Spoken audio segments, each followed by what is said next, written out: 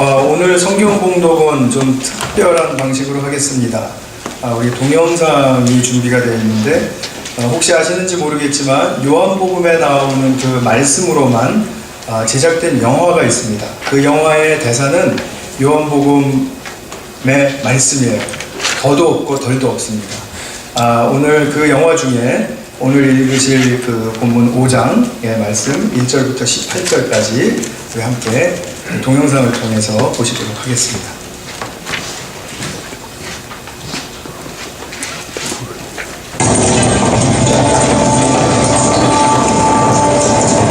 그 후에 유대인의 명절이 되어 예수께서 예루살렘에 올라가십니다.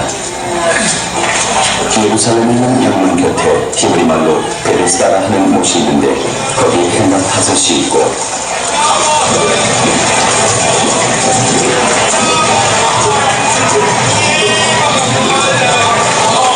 그 안에 많은 병자, 맹인, 다리 저린 사람, 혈기 많은 사람들이 물의 움직임을 기다리니 이는 천사가 가끔 못을 내려와 물을 움직이게 하는데 움직인 후에 먼저 들어가는 자는 어떤 병에 걸렸는지 낫게 됩니다.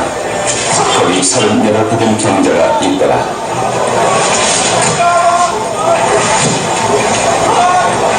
예수께서 그 있는 것을 보시고 병이 벌써 오래된 줄 아시고 이르시되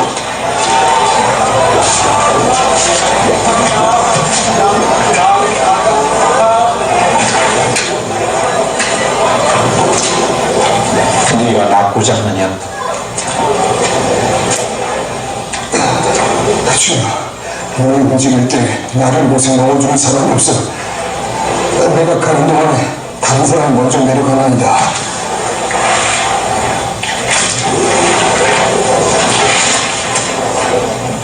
일어나. 네 자리를 들고 걸어가라.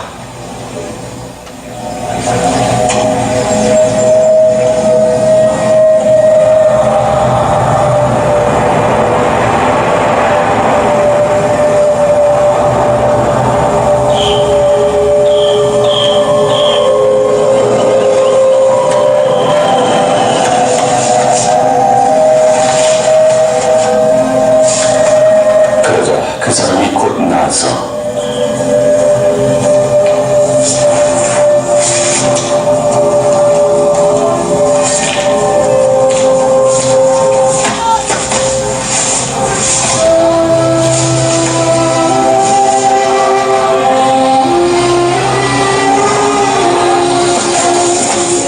자리를 들고 걸어간다.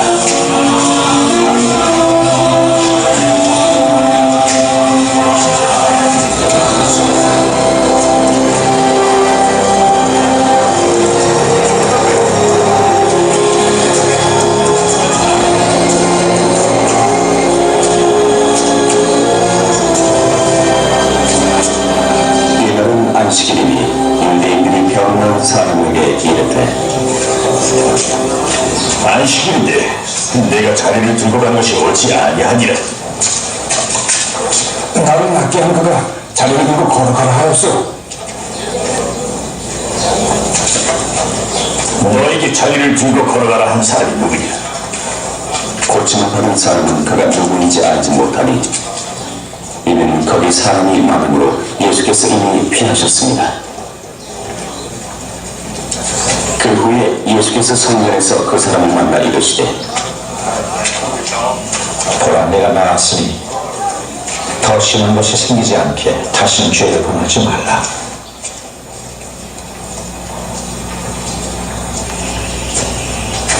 하시니 그 사람이 유대인들에게 가서 자기를 고치는 예수가 하니라.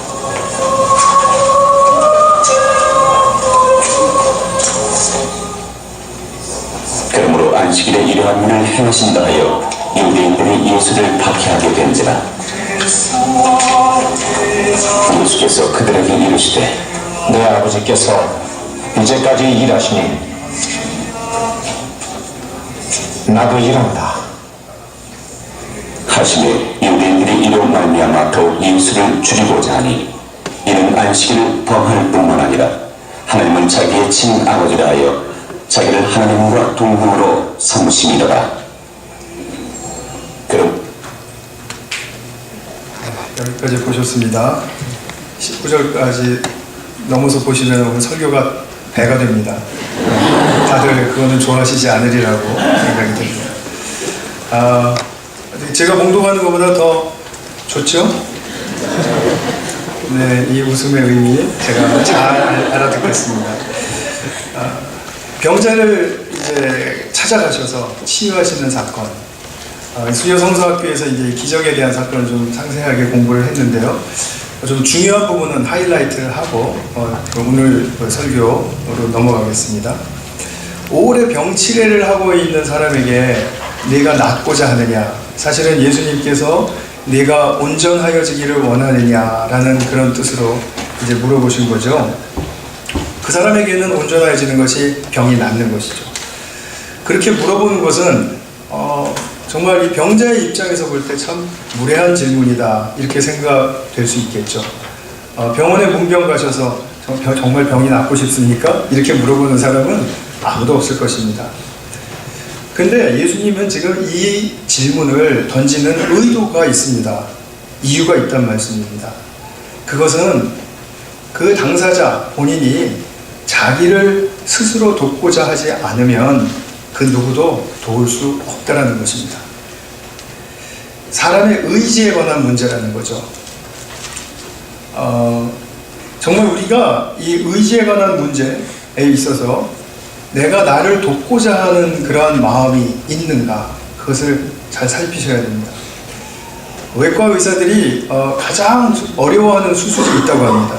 그 수술은 뭐냐면 내가 수술을 하나 안 나나 나는 안 날 거야 라고 절망하는 사람들을 수술하는 게 제일 어렵다고 합니다. 정말 우리가 자신이 낫고자 하는 바램과 의지가 있는가, 그것을 가지고 우리가 주님께 나아가는가, 그때 도움이 주어지는 거죠. 만일 아프거나 또 힘들거나 괴로운 일이 있는데도 불구하고 그것이 오랜 시간이 이렇게 가다 보면 또 어느 정도 안일함에 빠지게 되기도 하고 그냥 그럭저럭 또 그냥 살만해질 수도 있다라는 이제 그런 생각이 들 수도 있습니다. 그래서 그냥 난 이렇게 살래요. 내버려 둬요. 나도 할 만큼 다 했어요.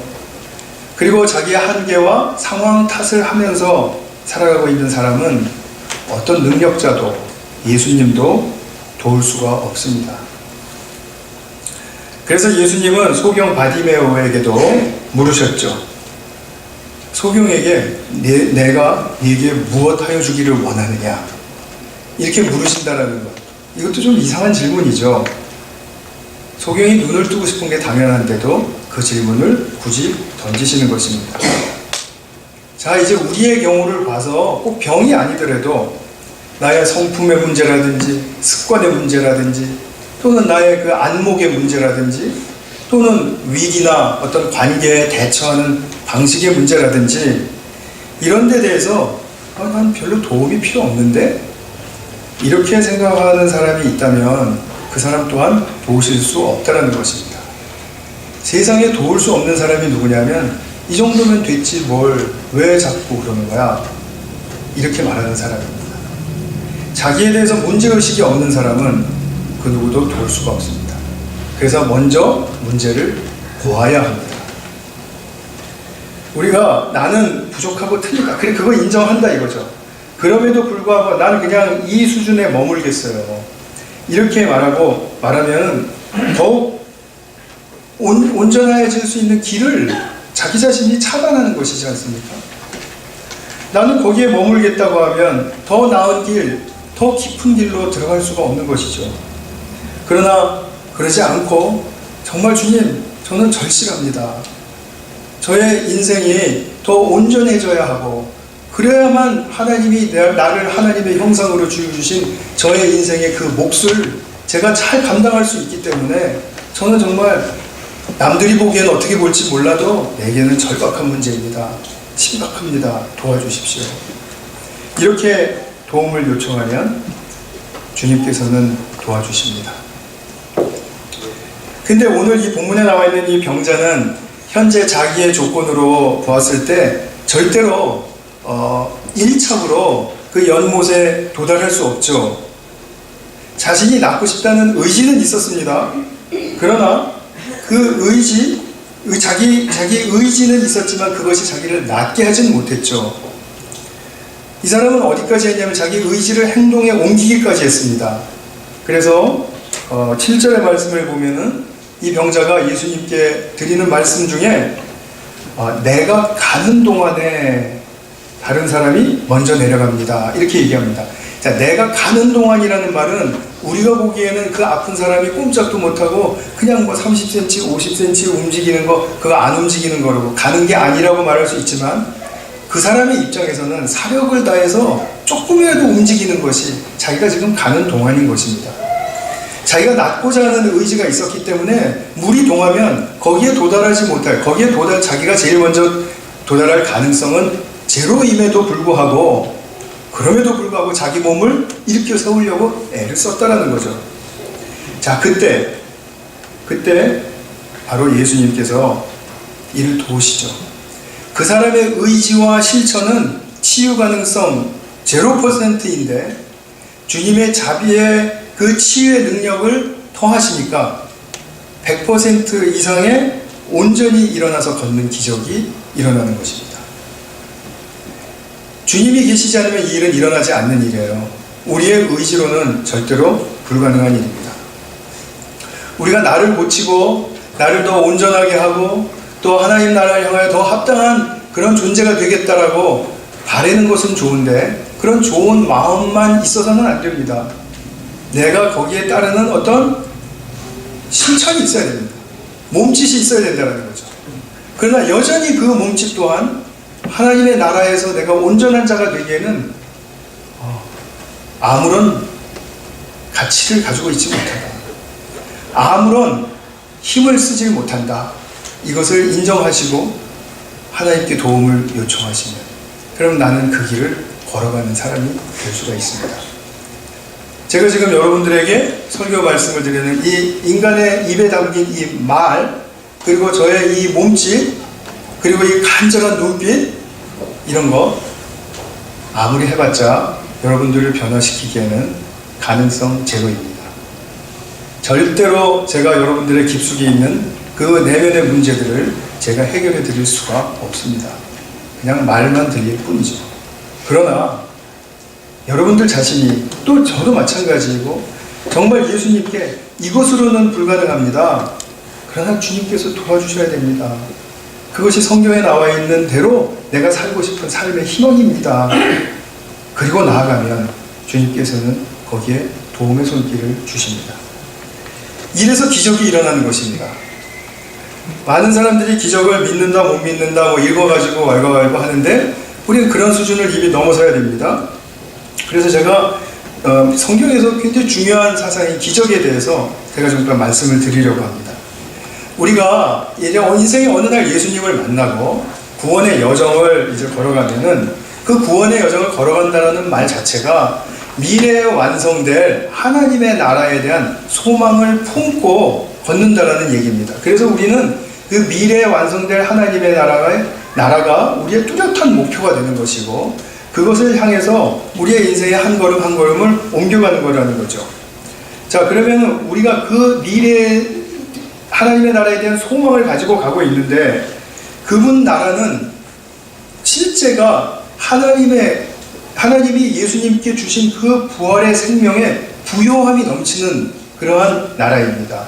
그러니까 생명세계가 완벽하게 조화를 이루고 있고 그것이 꽃 피우고 있고 그래서 거기에는 정말 죄나 상한 마음이나 아니면 병이나 아니면 깨어진 분리, 단절, 소외 이런 것들이 없는 나라라는 거죠. 자, 그런데 그거는 우리의 시간대에서는 미래에 있는 것임에 틀림없는데 하나님은 시간을 초월하시는 분이세요. 하나님께는 미래와 현재와 과거가 문제가 되시지 않는 분입니다. 하나님은 차원이 시간 차원 또 공간 차원을 넘어서시는 분이지 않습니까? 그러니까 하나님이신 예수님이 그 미래에 우리가 당도하게 될 하나님 나라로부터 어떤 축복과 능력을 현재 우리의 자리에 이렇게 시간과 공간을 초월해서 일으켜 주시는 사건, 그것이 바로 기적이라고 불리우는 것입니다. 잘 나왔죠? 그러면 우리가 현재 이 나라, 지금 현재의 세상에서 기적을 통해서 우리가 장차 맛보게 되도록 약속되어 있는 그 나라를 미리 맛보게 되는 거죠. 그 실제를 미리 목격하게 된 것입니다. 그래서 기적은 미래의 완전한 생명세계를 현재 지금 이 자리에 시위하는, 데몬스트레이트하는 그런 아주 중요한 의미를 담고 있습니다. 말하자면은 우리가 쇼 윈도우에 아직 출시되지 않은 미래 상품이 전시된 것과 같아요. 그래서 우리가 그 전시된 미래 상품을 보고 우리가 장차 저걸 갖게 되겠구나 하고 미리 우리가 누리는 것입니다. 눈으로 보고 누리고 정말 그 멋을 우리가 누리고 하는 것이죠. 그러면 기적 사건을 통해서 하나님 나라가 이렇구나를 오늘 본문을 통해서는 무엇을 아실 수 있을까요? 그 나라는 병들지 않는 건강함, 온전함이 있는 나라구나 아실 수 있죠. 그 미래의 그 축복이 이 병자에게 임한 것이죠. 자, 6장에 보면은 오병이어 기적이 나옵니다. 오병이어의 기적을 통해서는 그 나라가 어떻다라는 걸 아실 수 있을까요? 그 나라에는 결핍이 없구나. 그 나라에는 배고픔이 없구나. 그 나라는 부유한 나라구나. 아실 수 있죠. 자, 이것을 보고 믿게 되었으면은 우리가 이런 일을 다시 일어나게 해달라고 기도하고 간구할 필요가 있을까요? 없죠. 미래의 소망의 나라를 이미 우리가 증거했는데 증거한 걸 왜 또 일으켜 달라고 그 기도를 하겠습니까? 근데 꼭 우리가 기도하지 말아야 된다는 뜻은 아닙니다. 우리가 이제 이런 원리적인 것은 알고 있지만 우리의 삶의 실제 부분에 있어서는 아직도 우리가 그 하나님의 나라에 대한 소망의 실제를 붙들지 못하고 너무나 방황하고 힘든 부분들이 있기 때문에 지금도 우리는 이러한 하나님의 나라가 우리에게 당겨지는 시간과 공간을 초월하는 축복의 기적의 역사가 우리의 심령에 많이 일어나야 합니다. 그러나 우리가 먹고 배부르고 건강해지고 이런 모든 외적인 사건들이 기적을 통해서 이루어진다고 해서 내가 그것을 그 기적이 내게 일어나면 나는 믿음이 좋은 것이고 기적이 내게 일어나지 않으면 믿음이 좋지 않고 이런 수준은 아니라는 것이죠.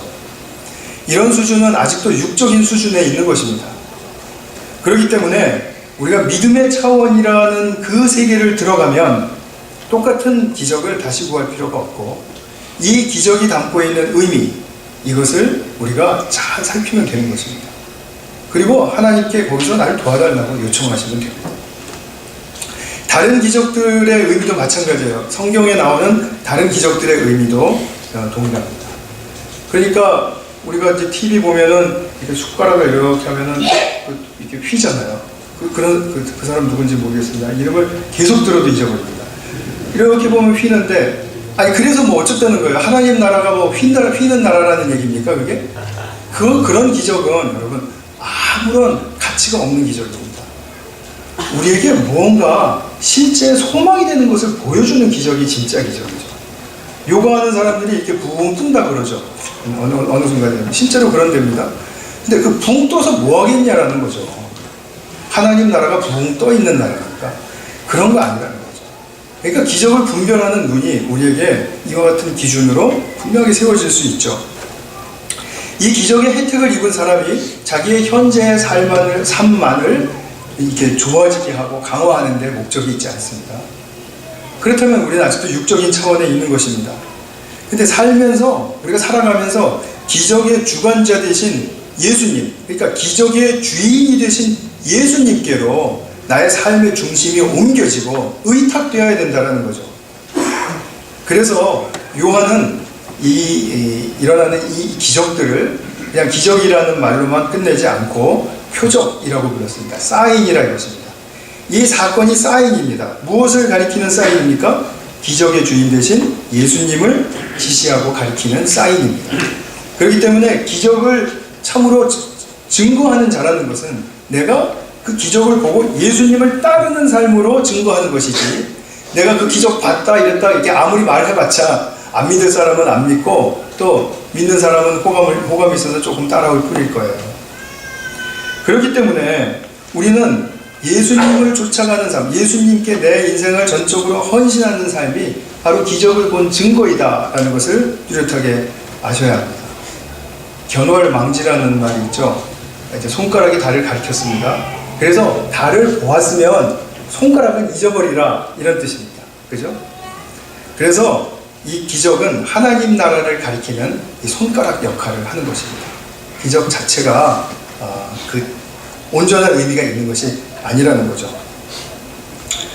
그래서 우리가 기적 자체에 머물지 말고 하나님 나라에 대한, 기적을 보았으면 하나님 나라에 대한 감각과 의식과 지식이 점점 더 향상해지고 풍요로워져야 됩니다. 이것이 중요한 일입니다.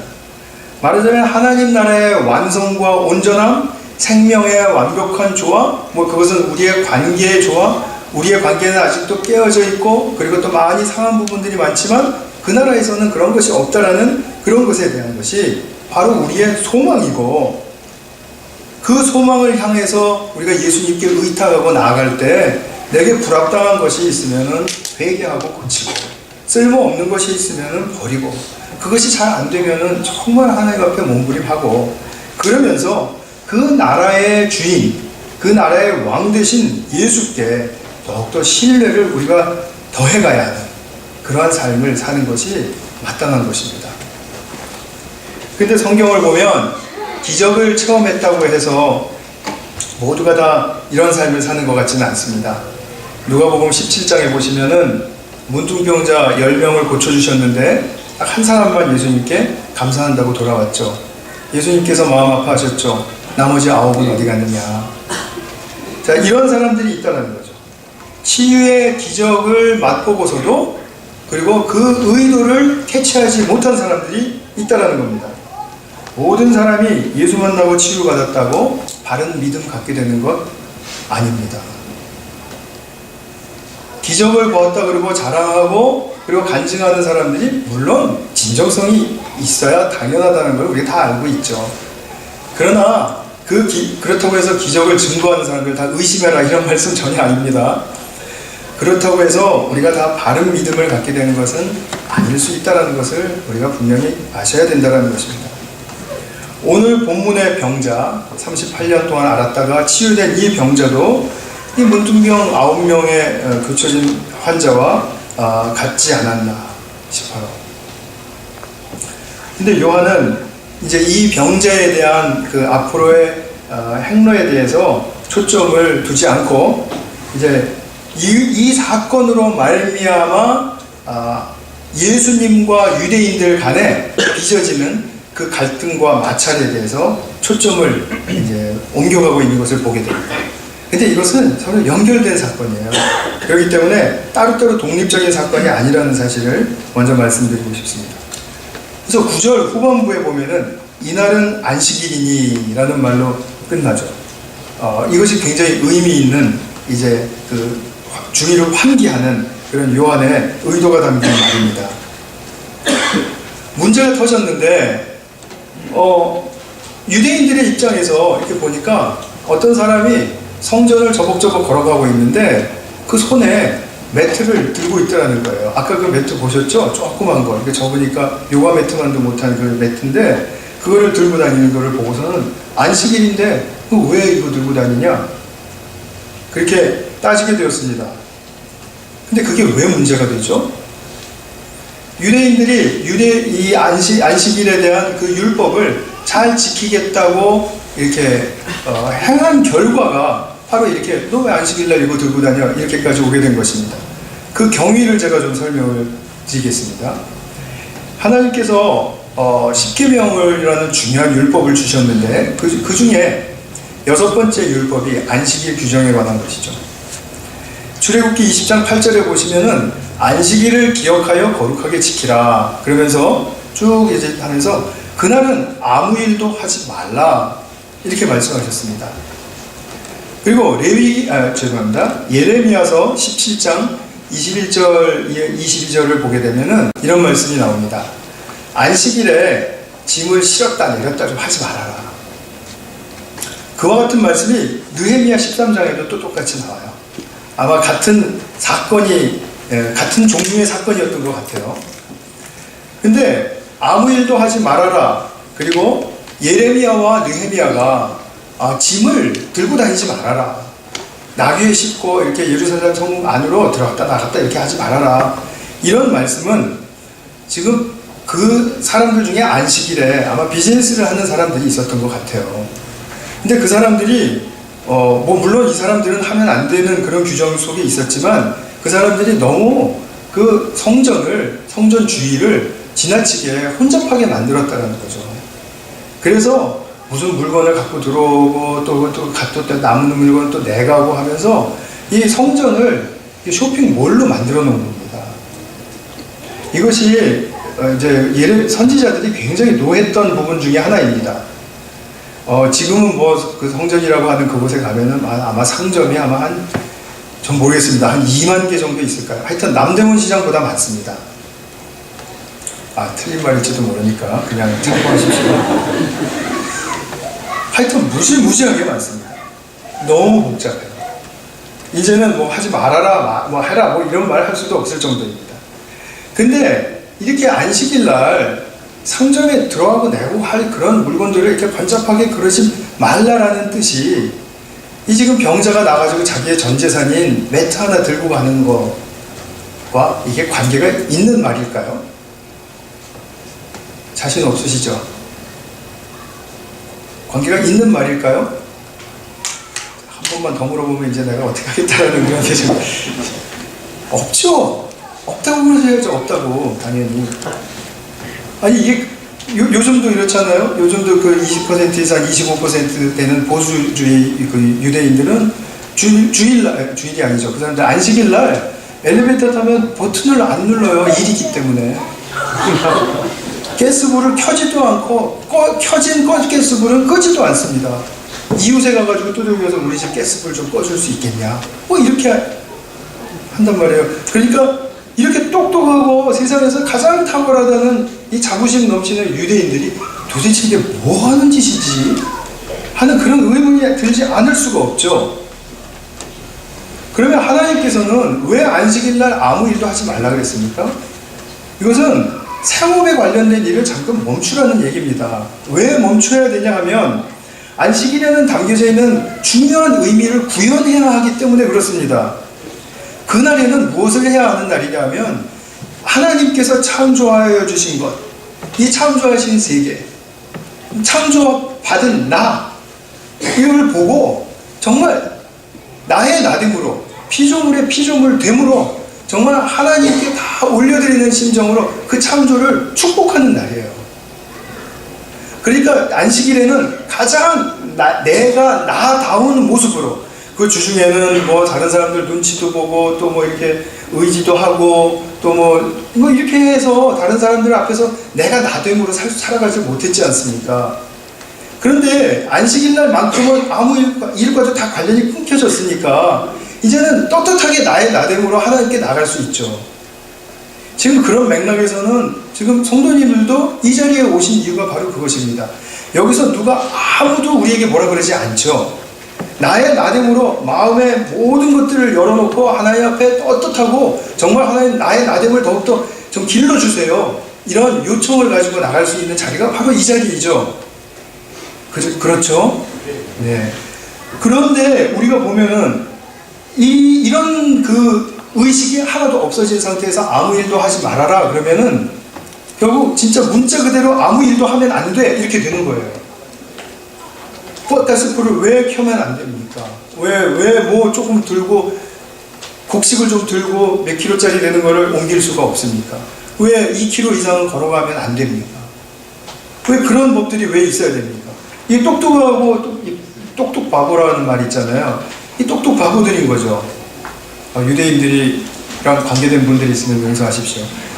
또 안식일의 중요한 의미는 뭐냐면 그 애굽으로부터 이스라엘 백성들을 당신의 온전한 능력과 그 기사로 구원해 내신 것을 기념하고 감사하고 찬양하는 날입니다.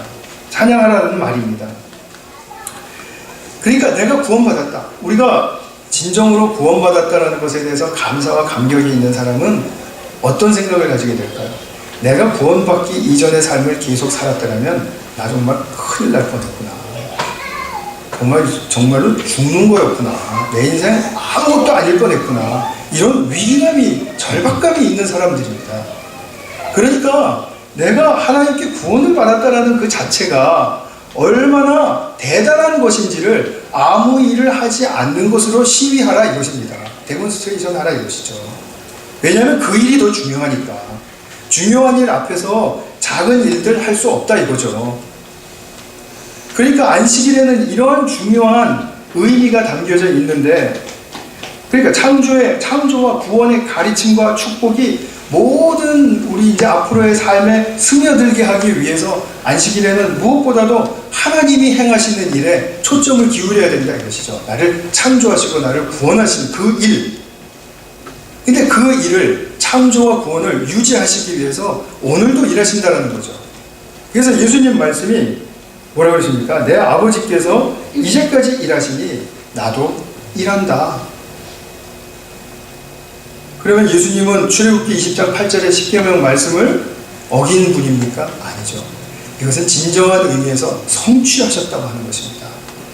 이 성취가 문자에는 반대되는 측면으로 얼마든지 나타날 수 있다는 것을 기억하십시오. 그러면 이제 이 병자를 보세요.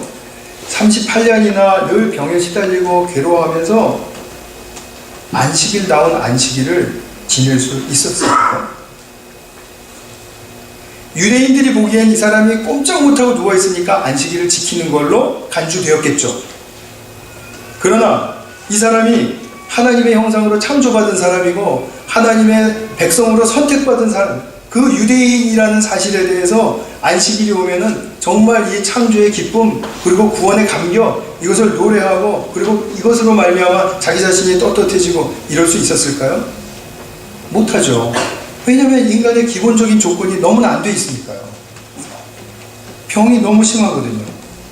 그러니까 결국은 이 사람은 안식일에 무엇이 일어나야 안식일다운 안식일을 지킬 수 있을까요? 치유와 회복이 일어나야 가능한 것이죠. 치유와 회복.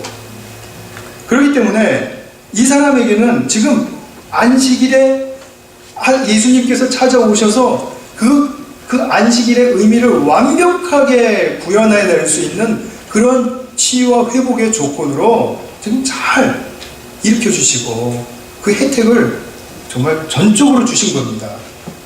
전적으로 받았는데 근데 지금 그것으로 감사하고 이렇게 자랑스럽게 걸어가던 중에 유대인들이 와서 지금 손에 들고 다니는 게 그게 뭐야? 안식일에? 딱 이렇게 말 한마디 하니까 움찔한 거죠.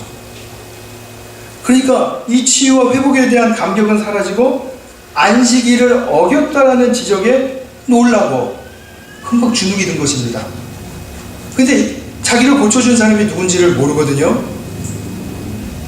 그러던 중에 마침 예수님이 자기를 또 찾아오신 거예요. 두 번째로. 그러니까 이제 예수님이 이걸 확실하게 알았습니다. 이제 알게 되니까 치유와 회복을 제게 베풀어 주셔서 감사합니다. 이렇게 감사하고 그런 것이 아니라 쪼르륵 유대인들에게로 쫓아간다는 거예요. 그래서 나를 낫게 하고 매트를 들고 가라고 한 사람이 바로 저 예수다. 이렇게 해서 일러 바치게 된 것입니다.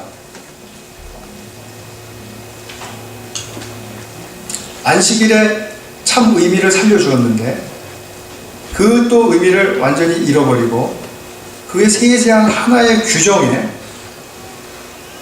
매달려서 주눅이 들고 그리고 금세 자기의 삶의 그 풍요로움을 잃어버리게 되는 그런 지금 사건이 오늘 이 본문의 사건입니다.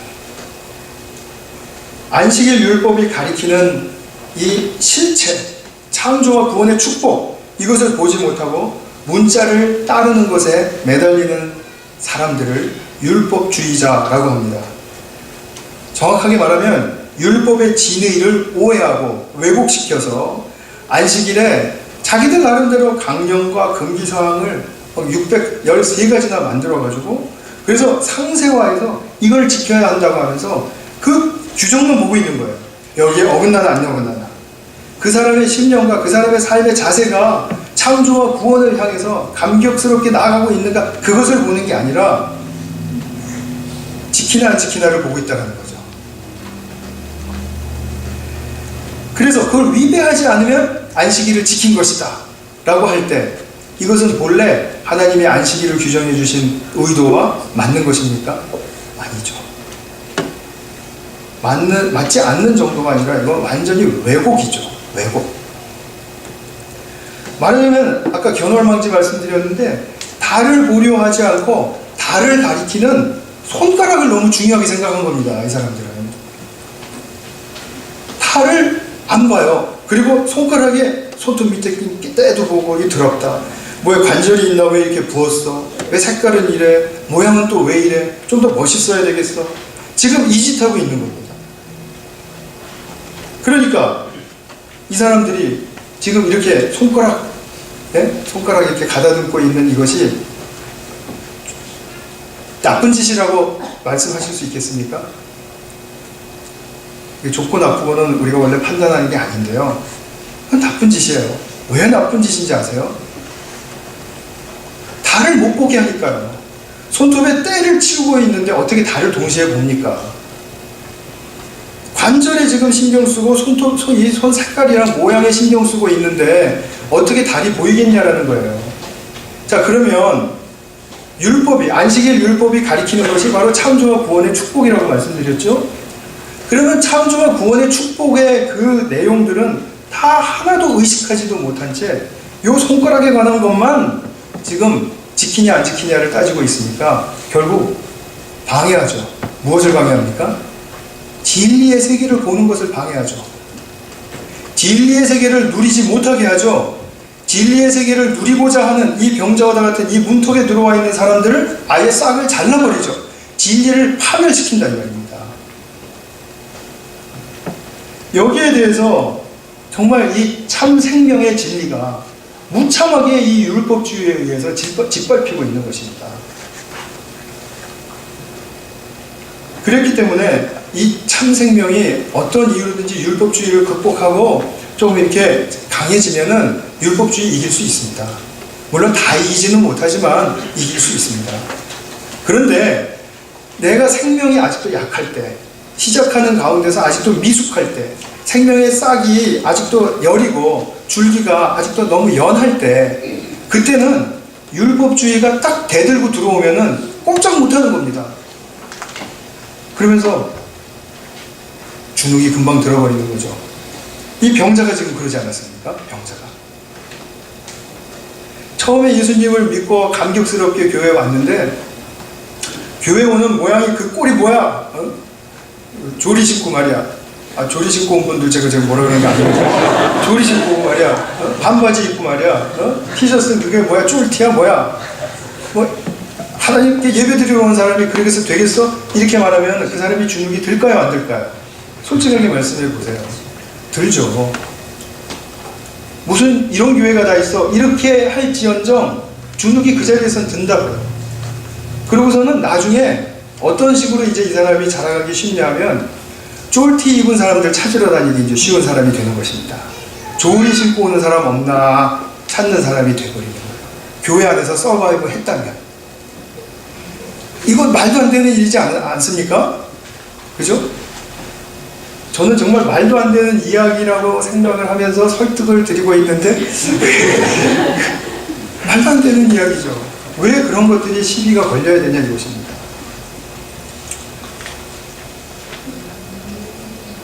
참 생명의 치유를 받은 사람이 금세 눌리고 그리고 금세 거기에 굴복해버리게 하는 것이 바로 이 율법주의입니다. 율법주의자들은 그래서 무서워요. 그래서 제가 다음 주에 이제 이 부분에 대해서 더 설명을 드리겠습니다만 오늘 간략하게 그 뿌리에 대해서만 좀 설명을 드리도록 하겠습니다. 유대인들이 가진 율법주의는 독특하게 어떤 일부 사람들만 가지고 있는 것이 아닙니다. 그 사람들에게만 해당한 것도 아닙니다. 근본적으로 원리적으로 우리에게도 다 이 율법주의 이것이 강하게 깔려 있습니다. 왜냐하면 우리는 그런 데서 교육을 받았거든요. 우리가 이해할 수 있는 그 지능을 갖고 그리고 뭔가 감각할 수 있는 그것들이 좀 어느 정도 자랐을 때 부모로부터 학교로부터 사회로부터 이 율법주의의 뿌리박은 교육을 받고 자라왔거든요. 그렇기 때문에 우리가 너무나도 자기 자신을 못 보는 것입니다. 자기 자신을 본다라고 하는 것은 내가 뭐 잘못한 거 없나? 내가 뭐 말 실수한 거 없나? 내가 이 말에서 저 사람이 상하지 않았을까? 괜히 느끼지도 않아야 할 가책을 느끼고 앉아있고, 저 사람은 굉장히 편하고 잘하고 있는데 내가 저 사람한테 뭐 잘못한 거 아니야? 괜히 신경 쓰고 있고. 이게 다 율법주의의 해악이에요. 이 율법주의를 평범한 말로 바꾸면 뭐냐면은 형식주의, 원칙주의, 완벽주의, 이것입니다. 여러분, 완벽주의는 절대로 좋은 것이 아닙니다. 완벽주의라는 말, 이제 제가 다음 주에 좀 더 설명을 풀어서 드리겠습니다. 이런 말들과 같은 맥락에 있는 율법주의는 왜 그토록 쉽게 우리 안에서 발생하고 기승을 떨고 설득도 잘하고 그리고 그 앞에 굴복하고 그토록 강력한가? 왜 사람들은 자기도 모르는 사이에 율법주의자들 앞에서는 길을 펴지 못할까? 그 이유는 이것입니다. 하나님과 사람 앞에서 드러내어서 치유받아야 할 내면에 깊이 숨겨진 수치와 죄책을 본능적으로 자기가 가리고 있기 때문입니다. 그렇기 때문에 이 뿌리를 보기가 힘든 것입니다. 정말 성령의 역사가 우리와 함께 하시기를 저는 간절히 바라고 있습니다. 이런 수치와 죄책이 우리에게는 밑바닥에 아주 점철되어 있습니다. 무서워요. 제 자신도 최근의 일입니다. 아, 내가 이 죄책의 뿌리가 아직도 이렇게 해결되지 않았구나. 아, 그래서 내가 이런 식으로 사람들에게 행동을 하고 이런 식으로 느끼고 내 스스로 비하하고 내 스스로 열등감 느끼고 그냥 이렇게 살아가고 있구나. 그것을 보게 되면서 야, 정말 이 죄책과 수치라는 것은 정말 너무나도 끈끈하다. 너무나도 강력하다. 없어진 것 같으면 어느샌가 또 기승을 떨고 있고, 없어진 것 같으면 또 어디선가 싹이 나고 있고, 이런 것. 그러나 우리가 어느 정도 성숙하고 율법주의를 분별하고 그리고 그것을 이겨낼 수 있는 그런 생명의 힘이 생기면은 그런 수치와 죄책을 데리고 살 수 있습니다. 그것이 내게서 없어지는 것이 아니라 그것이 있어도 내가 그것에 지배되지 않고 그리고 내 삶을 내 삶답게 하나님 앞에서 하나님의 형상답게 내가 살 수 있다는 말씀입니다. 우리가 이 내면의 수치와 죄책 때문이라는 것, 이것을 가리고 싶기 때문에 이 율법주의가 이토록 크게 발생을 하는 것인데, 그런데 또 한 가지는 뭐냐면 내가 이렇게 만들어 놓은 규정들을 내가 잘 지키는 사람이야. 나는 틀림이 없는 사람이야. 나는 이것을 남들보다도 훨씬 더 능숙하게 할 수 있는 사람이야. 라는 우월감을 나타내고 싶어서입니다. 유대인들의 우월감은 여기에 기인한다고 봅니다. 왜 우월감을 갖고 싶어 할까요? 똑같은 말이 반복됩니다. 수치와 죄책을 가리기 위해서 나는 우월감을 갖고 싶어 합니다. 그래서 예수님의 사역 동안에 정면으로 대치하고 예수님의 용서하실 수 없었던 사람들이 바로 이 율법주의자들이었습니다. 오늘날로 말하면 형식주의자, 완벽주의자, 원칙주의자들이에요. 근데 우리 모두는 다 거기에 속해 있습니다. 그럼 우리는 예수님의 용서를 받지 못합니까? 아닙니다. 그건 아니죠. 우리가 이런 부분이 있어야 됩니다. 죄인들과 세리들과 창녀들이 그래서 우리에게 가르쳐주는 그런 아주 깊은 그 가르침이 있는 것입니다. 어떻게 보면 이 사람들이 우리의 선생입니다. 이 사람들은 자기 먼저 행동을 잘못했기 때문에 행동에 대한 참회가 있었어요. 행동에 대한 참회가 있고 나니까 그 참회 속에서 드러나는 그 깊이 있었던 수치와 죄책이 막 터져 나오는 거예요. 아주 행동을 잘못하지 않았으면 나오지 않을 수치입니다. 나오지 않을 죄책이에요. 근데 행동을 잘못했기 때문에 이것이 나와요. 이런 죄책이 막 나오게 되니까 이걸 자기가 어찌할 바를 모르게 되는 거죠. 자기의 인생이 이제 어떻게 되는 거죠? 회개 괜히 했다. 내가 이렇게 힘들 줄 알았으면 회개를 내가 왜 했을꼬? 이런 상황 속에서 예수님께서 자비를 베푸시는 거죠. 치유의 기적을 베푸시는 것입니다. 그래서 그 수치와 죄책을 이길 수 있는 하늘의 생명의 힘을 우리에게 부어주시는 것입니다. 그러니까 행동이 잘못한 것이 없는 사람들은 어떻게 생각할까요? 이만하면 됐다고 보기 때문에 자기의 수치와 죄책이 지적되는 것도 싫고, 그리고 그걸 말하는 것도 싫고, 그리고 그것이 있다라는 것 자체를 부정하고 싶은 것이죠. 그렇기 때문에 자기 내면 깊숙이는 더 자기가 기억할 수 없는 그런 상태로까지 더 밀려 내려가게 되는 것이고, 그럼으로써 삶은 분리가 일어나는 것입니다. 내가 나대로 살지 못하고 나는 내가 살아야 할 인생이 이 겉에서 따로 있고, 내 이 속에서는 어두움과 그 혼동 속에서 내가 방황해야 되는 삶이 또 따로 있고, 이러니까 삶에 이분이 일어나니까 삶에 힘이 없어지는 거죠. 그러니까 잘 지치고 짜증이 나고 누구 타겟해서 좀 계속해서 공격하고 싶고, 자기가 그렇게 하지만 안 풀리니까, 스트레스가 안 풀리니까 또 무슨 방법으로든지 그렇게 내면의 방황을 표출해서 투사해야 될 것을 찾는 것이죠. 이것이 얼마나 거짓된 삶인지, 이것 자체를 얼마나 예수님은 거짓이라고 부르기에 주저함이 없으셨는지 그것을 아셔야 됩니다. 요한복음 8장에 보면 이것을 거짓이라고 부르세요.